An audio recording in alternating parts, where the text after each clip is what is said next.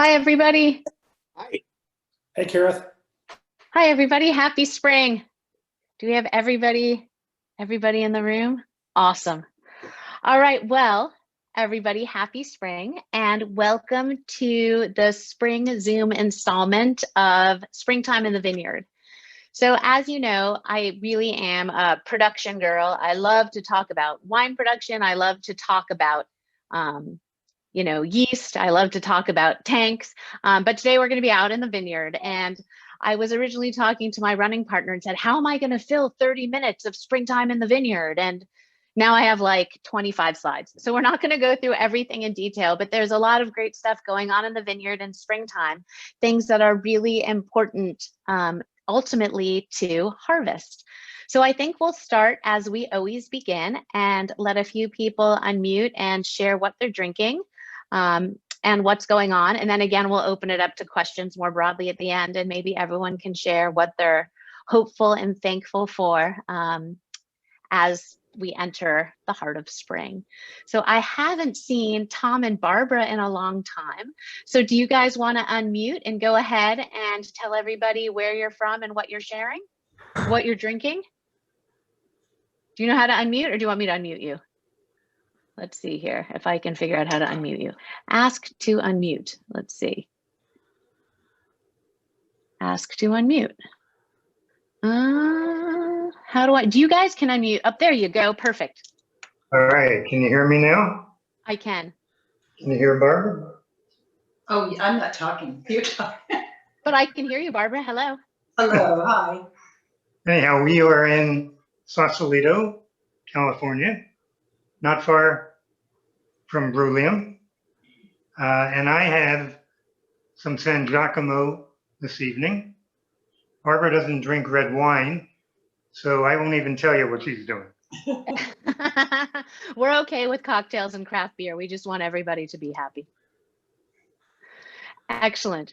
So let's see, we're waiting for Scott to connect. Lisa, thank you for joining us. Lisa is another wine professional. And so Lisa, I always begin these by asking a couple people to unmute, tell us where they're from, and to share what they're drinking tonight, whether it's craft beer, a cocktail, bubbly water, or wine. So Lisa, do you want to go ahead and unmute? Okay. I just got in from the grocery store. So I'm from Temecula, California, and well, not originally from there, but that's where I live. What else did you want to know? What you're drinking tonight? Nothing yet. What do you intend to drink? What will you open with dinner, and what are you cooking? How about that? I'm actually trying to be really good these days, so I'm doing a keto dinner, but probably gonna have a sparkling rosé. Sounds delicious. So yeah, I'm not doing a keto dinner. We ordered in pizza when I'm done here. So there you go. That sounds keto to me. So that's good too. All right, and maybe we'll move out of California. So Greta, I see you down in the bottom. You don't have your video on. Do you feel like sharing where you are and what you're drinking? Certainly. I'm walking around right now trying to get settled. That's why my video's not on. But I'm outside of Seattle in North Bend, Washington. It's a gorgeous day that we have. And after weeks of rain, this near 70 degrees is just amazing. So enjoying that. And I have fitting for this beautiful weather, some of your rosé. Awesome. So I have the 2018 Torrey Hill because we're really going to be using mostly photos from the Torrey Hill Vineyard to talk about what's happening at springtime in the vineyard. So if people want to go ahead and remute themselves, I'll stay on unmute. You may want to go to speaker mode, which is in the view in the upper right-hand corner of your screen. And I'm going to go ahead and start to share my screen. And let's see, did someone else come in for the waiting room? Nope. So here we go. Share screen. Okay.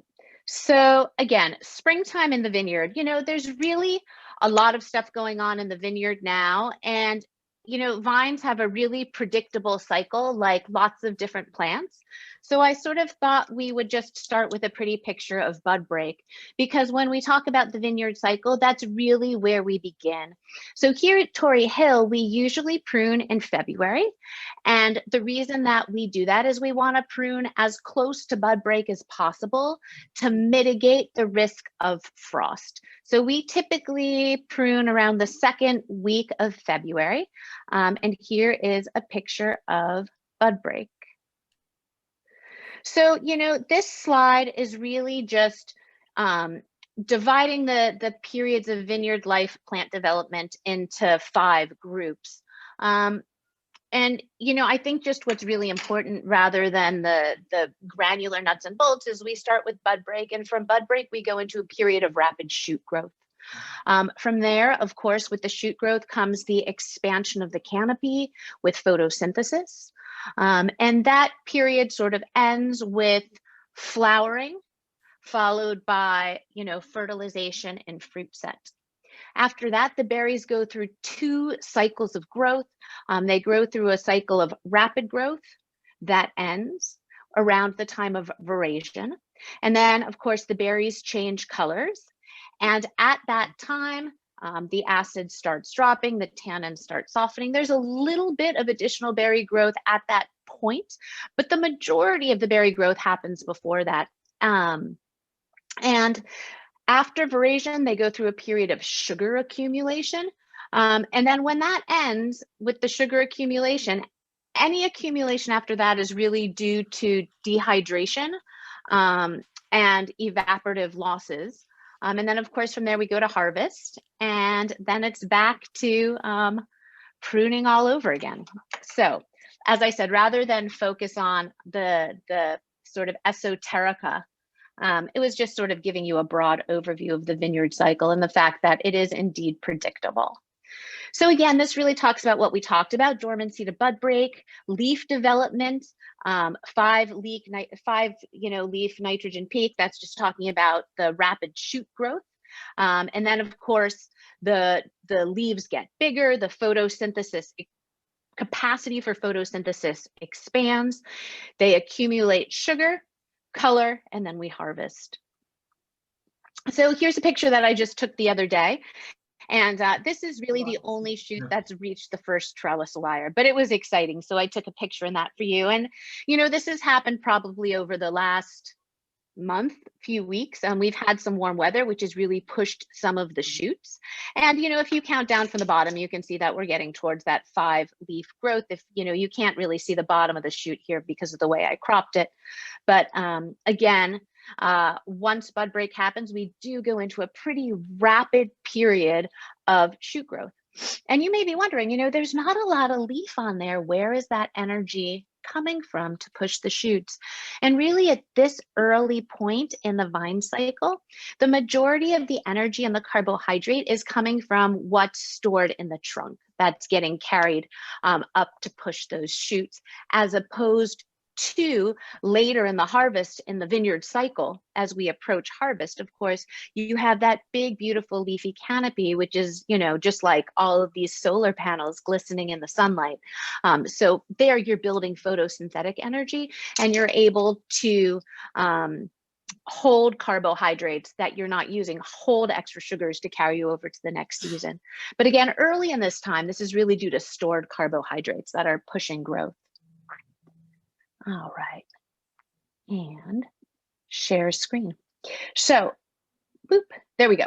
So these are 2 charts that I pulled out of my really early UC Davis syllabi. And you can see one of them just sort of is a round cycle about what we really talked about, right? So you start with spring. I wrote spring up there for you guys with bud break, rapid shoot growth, right? We talked about that. We saw the shoots touching the trellis wire, followed by bloom and berry set. And that is really going to set the cadence for harvest. That's going to determine our crop load And based on that crop load, that's going to determine how we manage the canopy through the rest of the vineyard cycle for that year. So in other words, if we have a very small crop in a year like a drought, we may expect a smaller canopy. We may cut back the canopy to limit our vegetative growth. And we can talk about all those things, but it really depends on what the crop load is looking like. Of course, berry softening comes with veraison in the change from green to red berries. Cane hardening, right? We often talk about the lignification of the canes before harvest and the fact that they go from soft and green to looking woody like a tree. And then when that lignification extends into the rachis, extends into what is holding the berries, that can be a sign of ripening towards harvest. It can be a sign that you're getting ready for harvest. And that's one of the signs I look for, especially in Sobranes, in a vineyard where I tend to do whole cluster in certain years. So of course, once the berries are ripe, we harvest them. We have senescence, all the leaves go from green to yellow and fall off. The vines are dormant, and then we prune them. And then the figure on the other side really just talks about the various parts of the grapevine and the pacing of the growth. So again, we see early shoot growth early on. You can see I don't know if you can see my arrow here, but you've got this sort of double log growth, I guess, sigmoidal growth of the berries that I talked about. I'm just pulling you out to make sure that nobody else has joined. Okay, and let's go back to sharing the screen. Perfect. Again, those were from a UC Davis syllabus. And again, this is talking a lot about the same things in grape development. And of course, this refers to much later in the cycle as we're getting closer to harvest. So, early on, you get that first growth of the berries where they go from, tiny little hard green seeds into being the size of grapes that you would expect. And at that time, they're accumulating flavor, but they really are not tasting good. They're really, really hard. They're really, really acidic. And of course, as you would expect if you tried to bite on one, the tannins would be really green and chalky. And it's really after veraison happens that you start to get the drop in acidity that you're looking for as we approach harvest. Again, the sugar accumulates more slowly and you get some evaporative loss, right? That's going to increase the sweetness and the concentration of sugar in the berries and the softening of the tannins from being green and chalky to being something more velvety, delicious and enjoyable. So let's see what we have here. So, this is really as an introduction to the theme of regenerative farming. And if you are reading through farming magazines, Wine Spectator, Wine Enthusiast, any of those magazines, you might start to see regenerative farming as a buzzword. And one of the ideas of regenerative farming is really thinking about the soil and as its own little world of microbial creatures, tiny little root and shoot growths, and the idea of regenerating the soil in sort of a holistic way, as opposed to just treating things with nitrogen and fertilizer. So I think regenerative farming was sort of a buzzword that I've been hearing for the last year or so. And like a lot of these buzzwords, you can think it's sort of the trendy word of the day. Some people think of it as the next step in biodynamic. I'm not really a follower of biodynamic. To me, it's not really innately scientific, which is sort of, the background that I come from. But the idea of regenerative farming is taking that holistic approach to the vineyard one step further, but sort of without all the religious sort of woo-woo that you get with biodynamic farming. And it's still unclear to me what really the big differences are between regenerative and sustainable farming. Sustainable farming being something that we've really pushed for here in Sonoma County. Even our little Torrey Hill Vineyard is certified sustainable through fish-friendly farming. And at this point, I think like almost 99% of the vineyards here in Sonoma County are sustainable. And I do think those two ideas overlap, right? You know, being able to approach your vineyard in a way that looks 100 years forward, which seems an incredibly long window of foresight, but you know, 100 years is really 3 generations. So will the vines at Torrey Hill still be healthy enough to pass down to my grandkids? And regenerative farming has a lot of the same ethos. You know, sustainability, of course, includes sustainability and care for the vineyard workers and the people who put their heart and soul into the vineyard. And I think regenerative farming and works on that a lot too. Regenerative farming seems to talk about the soil microbiome a bit more. So I just thought I'd clarify that for everybody. All right, so again, this is just sort of a picture of the idea of the symbiosis between the root system of the vine and the soil, which includes all of the bacteria and the biorhizomes and the you know, microscopic critters that live in the soil that are unique to terroir, that are unique to a specific site, that also help all of those little roots and rootlets bring up micronutrients and nitrogen and phosphorus from the soil, carried them into the plant. And here, you know, I just sort of have a list of regenerative farming. And of course, we talked about the agriculture itself, that it's one step beyond organic, it's one step beyond sustainable, because there really is an emphasis on the regenerative capacity of the soil. There's been a lot of talk about carbon sequestration, again, microbial biodiversity, and encouraging that so that you have a broad population of microbial critters that live in your soil, which can all help having a healthier crop, right? So we want to increase the water holding capacity of the soil. We want to increase biodiversity. We want to do all the things that, you know, limit the pesticides, pest control that we have to do into the vineyard. We don't want to always be pumping nitrogen and fertilizer into the vineyard. We want the vineyard to have its own innate capacity to weather cold and heat and everything that Mother Nature throws at it.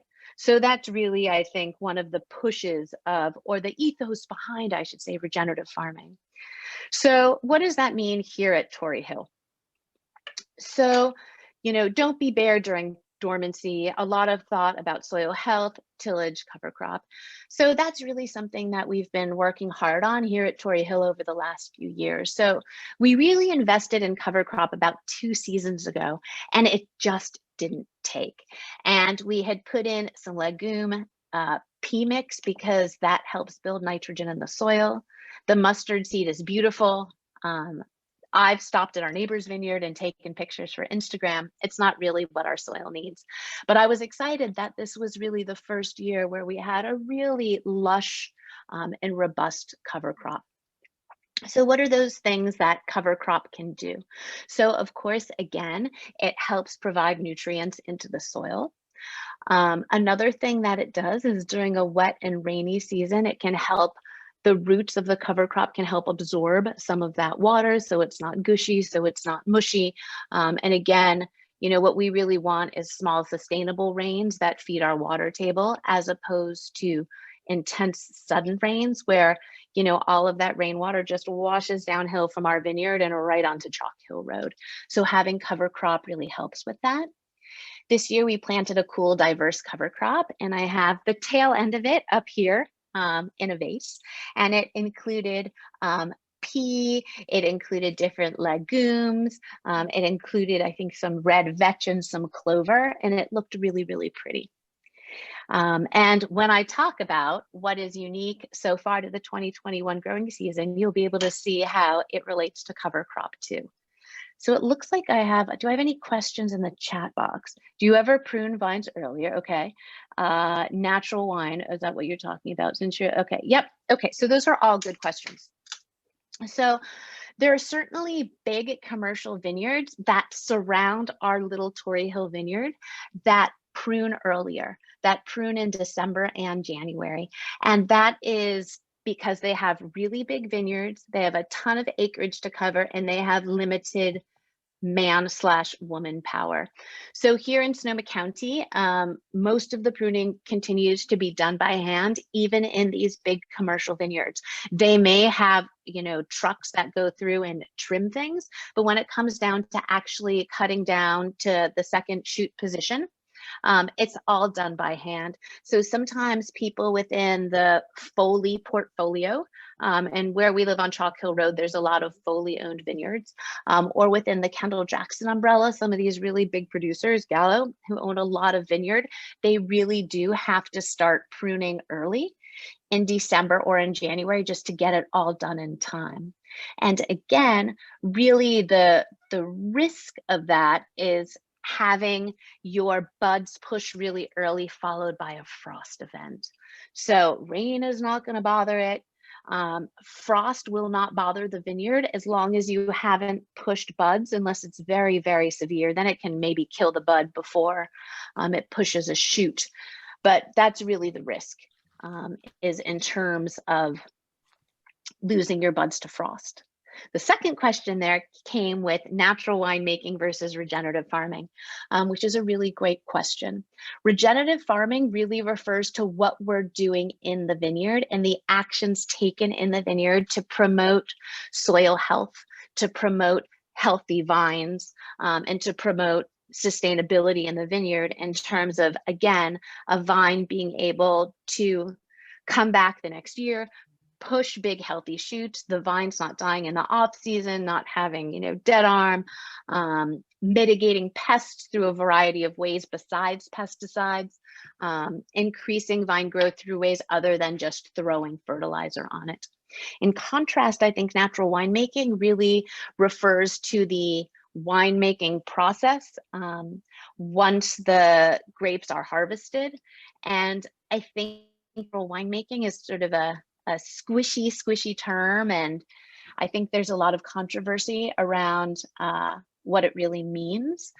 For me, I think my job is to make something that's delicious, to make something where you pick up the glass, you take a sip and want to take another sip. And to me, that's about consistency, a clean fermentation, not having microbial spoilage organisms. So I will do things in the winery like inoculate the must, so that I have a clean fermentation that finishes cleanly without off odors. And that is sort of antithetical to natural winemaking. But I can also promise you that it's not like Mesopotamia in, the start of winemaking, 3,000 years ago. No one is just putting grapes in a bowl on the shelf and being like, oh, let's see if this becomes wine. So if people tell you they're doing nothing in the vineyard, nothing in the winery, I think they're probably fibbing. And there's definitely a range between very minimal intervention winemaking and high intervention winemaking, which you can think about when you're talking, about big bulk production, something like, I don't know, Miami or value wines in a box that are really manufactured to look a certain way and to taste a certain way without any vintage variation. And then the last question is, since I source from a lot of different vineyards, what's happening in those vineyards? So I'm happy to report that San Giacomo Vineyard Roberts Road was the first sort of larger commercial family operation to be sustainable in all of Sonoma County. They really, really led the way with sustainable agriculture. The Gaps Crown Vineyard is certified sustainable through fish-friendly farming, just like the little Torrey Hill Vineyard. Rockpile is sustainably farmed, and Sobranos down in the Santa Lucia Highlands is also sustainably farmed. There's a number of different bodies that certify as sustainable: California Sustainable Wine Growing Alliance, Fish Friendly Farming. They're all certified through different certifying bodies, but everybody, I think, is really dedicated to soil health and preserving their winery for generations to come, especially when I work with longtime family farmers like the Pizzonis in Santa Lucia Highlands and like the San Giacomo family, and Rockpile too with the Glockner Turner Ranch. Let's see, any special compost so what we do is we're about to use some fish, emulsion in the vineyard. I also recently used something called I can't remember the name, BioVite, something that Lucio told me to buy.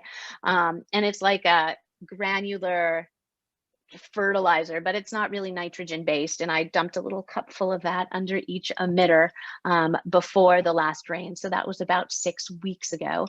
So yes, we are definitely looking towards using more natural products that can help us increase the soil health. So hopefully that answered everybody's question. All right, let's go back to the screen here. You may have to buzz through stuff because again, I get off topic and I get so excited. So we talked about diversifying the cover crop. There's a lot of talk about till versus no till. So you can see here at Torrey Hill Vineyard, we alternated our rows between till and no till. So the idea, of course, is that gently tilling breaks down the cover crop so it makes it easier for that organic material to be broken down by the microbes in the soil and transmitted to the small little rootlets that grow each season in the vineyard. But of course, if you till too hard, you can disrupt that biodiversity. And it can be harmful as opposed to beneficial. And then again here, this is just a lot talking about cover crops, sort of the things that I told you before. Instead of just dumping nitrogen under every emitter, we really want to build soil health, a complex microbiome that's going to help the vines retain water. You know, and again, water retention is really salient and a hot topic right now here in Sonoma County. I was in an integrated pest management meeting today, and one of the longtime growers here in the county, she was saying she hasn't seen a start of the year this low in water in a long time. Even the severe drought of the 70s had 50% higher water going into bud break than we do this year. So again, I think we're all fighting changes and weather, and we're going to have to find ways to have our crops adapt to that. All right.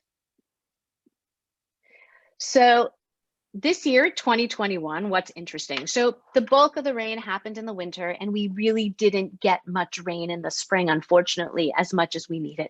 So having that early rain bunched up in the winter, November, December, of course, moistened the soil, and there was beautiful lush cover crop all over Sonoma and Napa. And if anybody's on social media, I'm sure that you saw picture upon picture of everybody taking their photographs behind this glorious yellow mustard. And again, I sort of talked about 2021 being we're going into a drought year. We had if we had any rain in March, it was minimal. April has been dry, and looking forward to the rest of the month, it looks like it's going to be dry.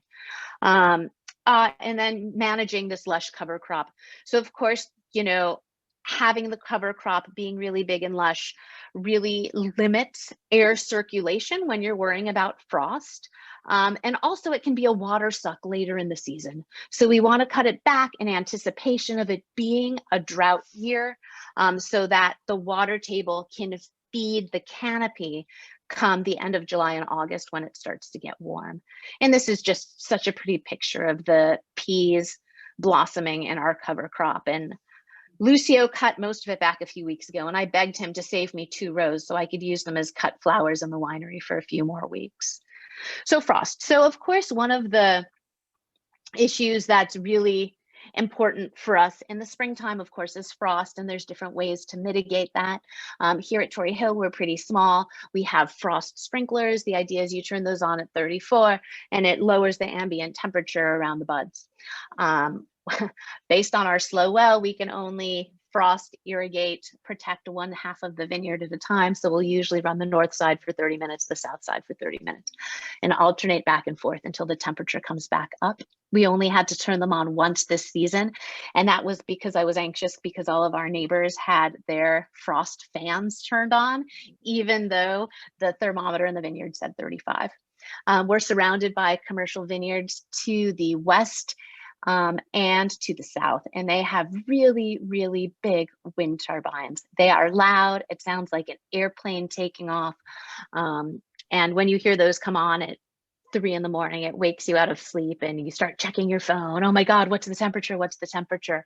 And again, we did have a mild frost year this year. That's in contrast to last year in 2020. There was some frost loss of crop given the frost that they had in March, and then one episode that they had later in April. And so frost in 2020, again, in 2020, it was early in March. There was some shoot death, some bud death that contributed to the general low crop load that characterized 2020 as a whole.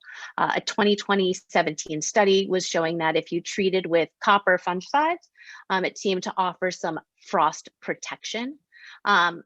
This is granular. The frost that happened in 2020 was an advection freeze, right? So you can talk about, you know, the cold air coming in from someplace else or coming up from the ground. And ideally, if you have stratified air temperatures and you have a layer of warmer air on top, that's ideal, because then those big fans, those wind turbines, can turn over the air and push that hot air down.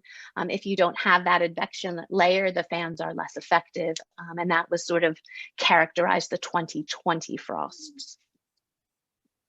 And again, this year we haven't had really any frost worries. And then heat stress, of course, is the other thing that we worry about.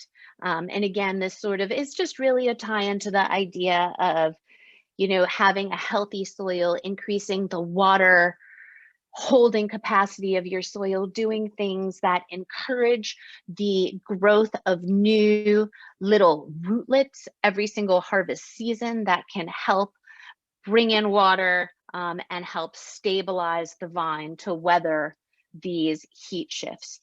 And of course, heat shifts that happen late in the growing cycle are more impactful than ones that happen early on.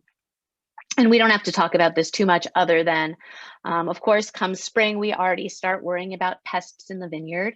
And, you know, there's cool stuff that's been on the horizon, right? So we can put pheromones out in the vineyard that disrupt mating.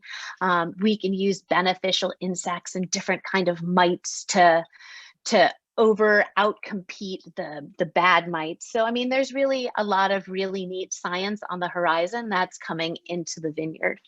So I just thought that was fun, like to mention that in addition to all of the, you know, traditional organic and non-organic products that are out there to worry about mites. I put weeds on there. Of course, we know we don't use Roundup anymore.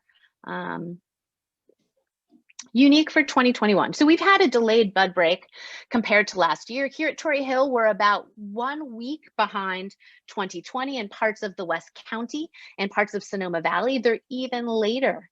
And that's because it wasn't very warm in February.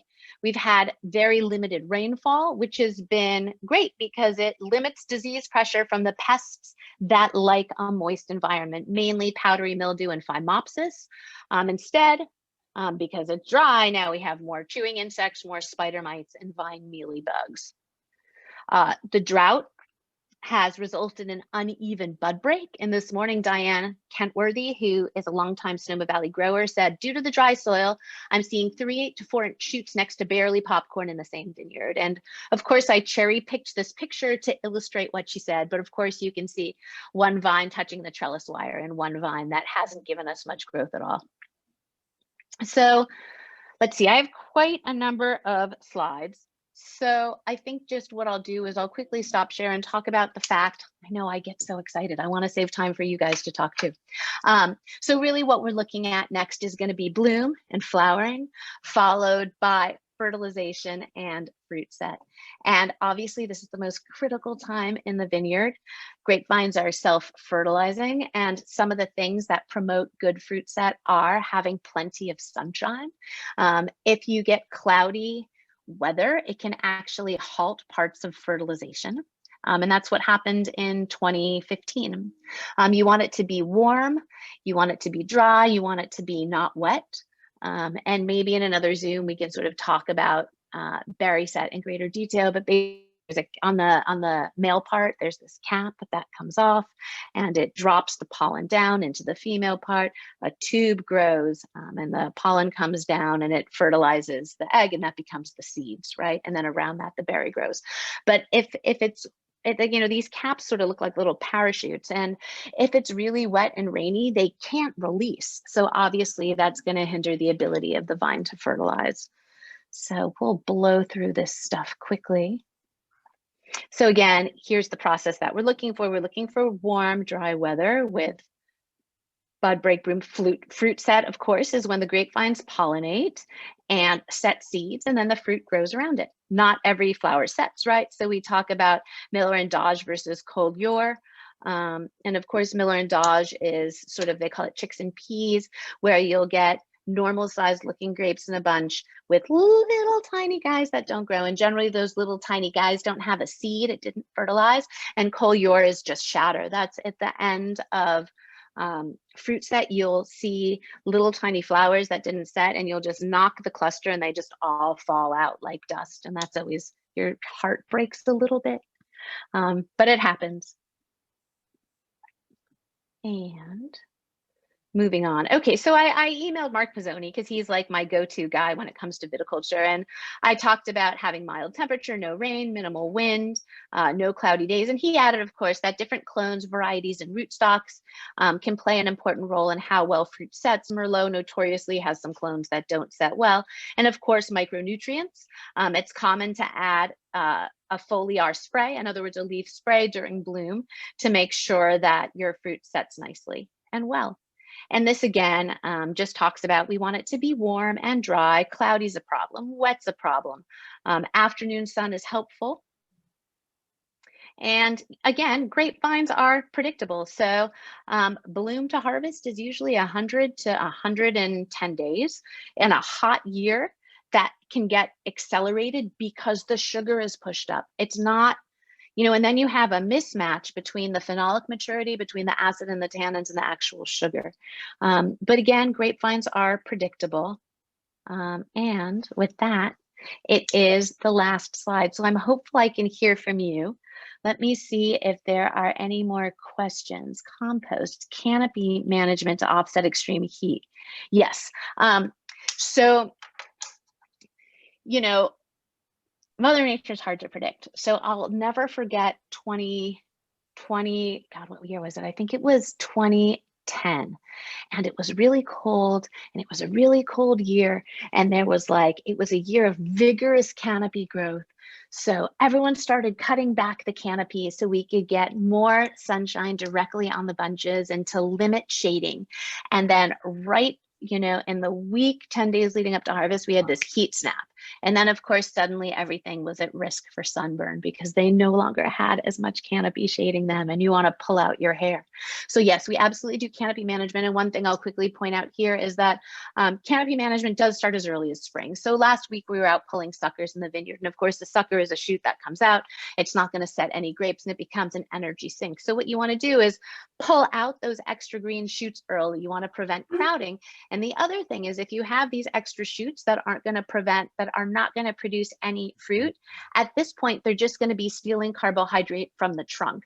And we really don't want that. We want to pull those out because we want all of the vine's energy to go to setting fruit. And you want that to happen before bloom starts so it doesn't interfere with bloom and fruit set. So last week was definitely a week that everyone was out there and we were thinning and pulling extra shoots and getting rid of extra leaves in the vineyard. And yes, canopy management happens all along. Once the vines get bigger, we'll put them under the first trellis wire. Things can get topped after the second wave of berry growth. You don't want to tip your shoots too early because that can inhibit berry growth. All right, I have talked a long time. We have 5 or 6 minutes. Does anybody want to unmute and share what they're excited for this spring? Whether it's, you know, people are going to see family, people have been vaccinated, you have an exciting bottle in your cellar. I'd love to hear from a few people if you want to unmute and share. Go ahead, Alan. I see you raised your hand. Hi from Houston. Jean and AJ and I are here. we finally got away for 4 days in Austin with the glorious spring weather here to see our older son. That was sort of like release from prison, I think. And we're looking forward to more trips coming up, including later in the year, maybe getting out to Napa and Sonoma and visiting you. Awesome. I did have a quick question. Yeah. It's not related to what the topic is tonight, but just quickly, I've never asked you this. Have you considered a sparkling? I have considered a sparkling, and I've considered it in more year than one. And the CF No, Brian, as you can imagine, has put the kibosh on it. There is no way to pencil it out to make any sense doing it on a small scale. We would have to do it at a custom facility for sparkling, and there are a couple here in Sonoma, notably Rack and Riddle, and they do a great job. It is really expensive to do on a small scale from scratch.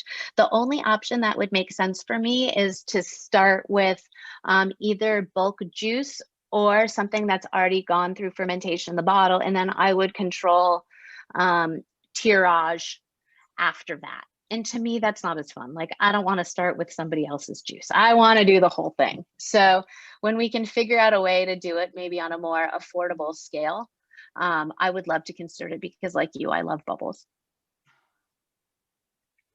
Awesome. Mike, I see you unmuted. You want to share? Well, just, I love the discussion tonight, but we don't grow grapes here in Houston, but we do have tomatoes. And I just wondered your thoughts about the lower shoots. We have some lower things coming out of our tomatoes are going crazy, but we have shoots coming out that are really low. And I can't imagine they will ever develop tomatoes. Does that same principle apply to vegetables? Absolutely. So I would agree with that 100%. So when I plant my tomato starts, I strip down the bottom 2 inches of the shoot and get rid of all those leaves and actually bury it up to there. I do a combination. I'm a little bit like woo-woo voodoo. I do a combination of 2 parts bone meal, 2 parts blood meal, 1 part green sand, and I mix it up in a bowl and put a 1/4 cup of that at the bottom of every tomato hole. And the other thing that you can do to get your tomatoes to focus on flowering and making fruit is, sometimes when the tomato V's, you'll see little tiny green guys starting to come in. Pinch those out because, again, they're suckers. And if you see a lateral coming out, pull it. It's a sucker.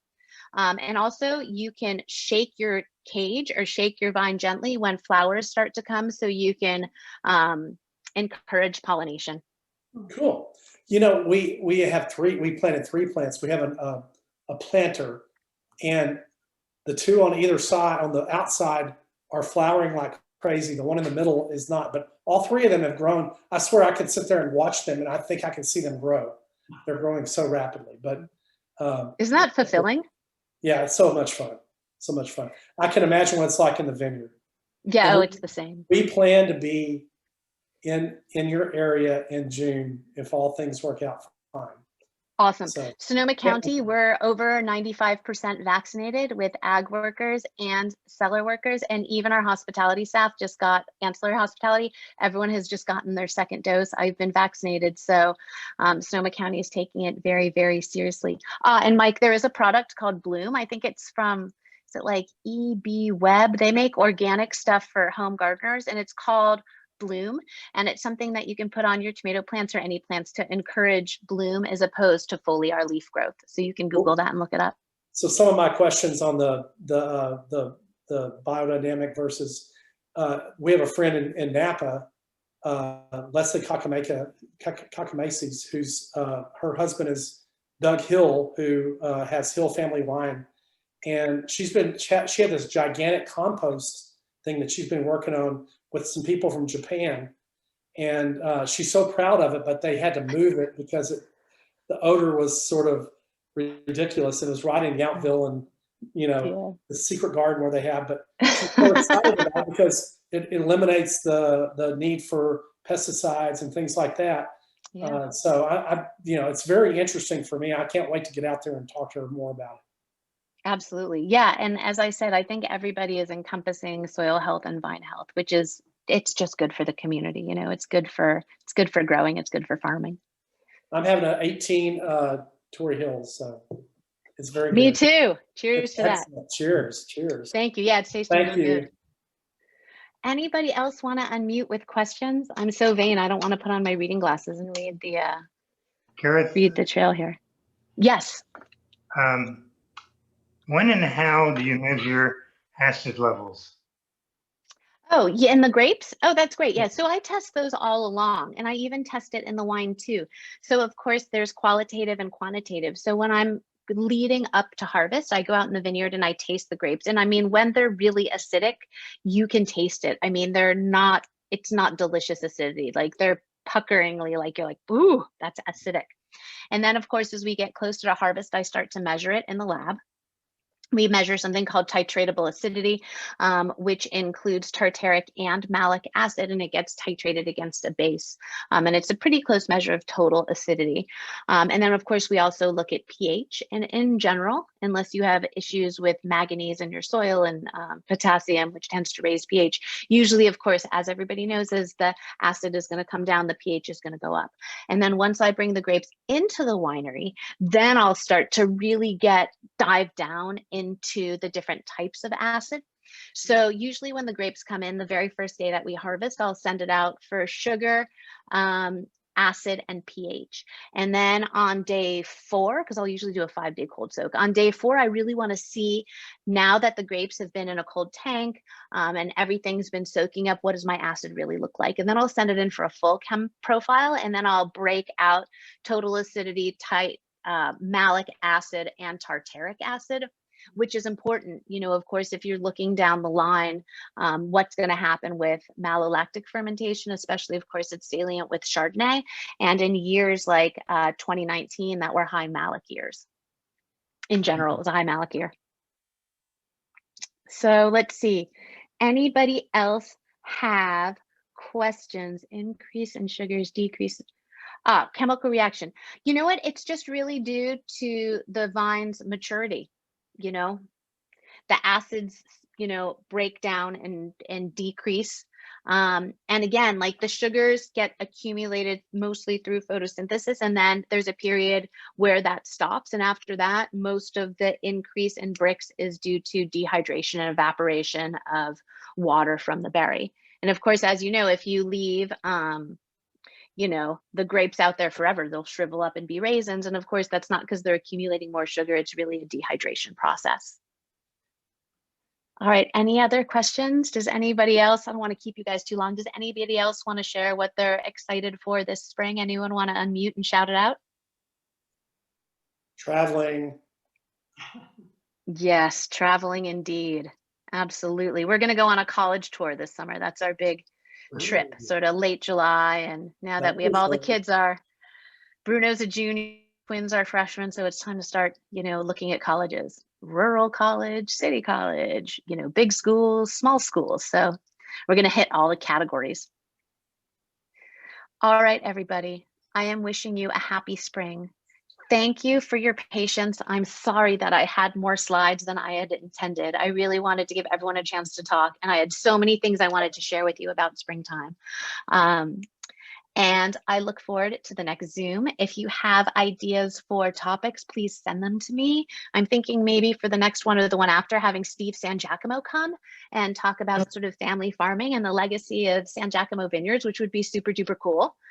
He already agreed that he would come on and do a 30-minute Zoom with us. So that would be a lot of fun. I'm hoping at one point to have my friend Diana Callahan from Bellwether Cheese come on. So we'll see how we can keep gathering and growing our knowledge together. Yeah. All right, everybody. Go Thank Sally. you. Thank you. Bye, everybody. Thank you. Happy Bye, spring. Karen. Have a Thank you. wonderful night. Thank you, Bye, Karen. everybody. Wonderful. Bye.